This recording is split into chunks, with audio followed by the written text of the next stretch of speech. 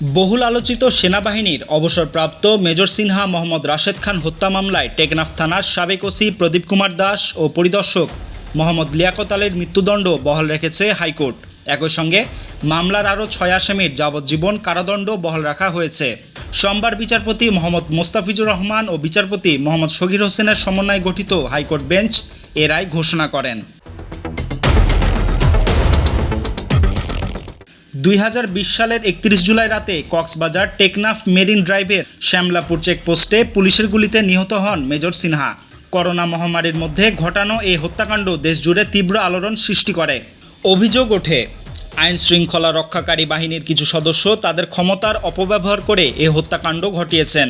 বৈধ অস্ত্র ব্যবহার করে এক নিরস্ত্র সাবেক সেনা কর্মকর্তাকে গুলি করে হত্যা করার ঘটনায় তীব্র সমালোচনা শুরু হয় সর্বমহলে। মেজর সিনহা সেনাবাহিনী থেকে স্বেচ্ছায় অবসর গ্রহণ করে ভ্রমণ বিষয়ক একটি তথ্যচিত্র নির্মাণে মনোনিবেশ করেছিলেন। সেই উদ্দেশ্যে কয়েকজন তরুণ সহকর্মীকে নিয়ে কক্সবাজারে অবস্থান করছিলেন তিনি, কিন্তু সেই সফর আর শেষ করতে পারেননি। ঘটনার পর কক্সবাজারের জেলা ও দায়রা জজ আদালত প্রদীপ ও লিয়াকতের বিরুদ্ধে মৃত্যুদণ্ড এবং অন্য 6 আসামিকে যাবজ্জীবন কারাদণ্ড দেন। হাইকোর্ট আজ সেই রায়ই বহাল রাখল, যা আইনের শাসন প্রতিষ্ঠায় একটি গুরুত্বপূর্ণ বার্তা হিসেবে বিবেচিত হচ্ছে।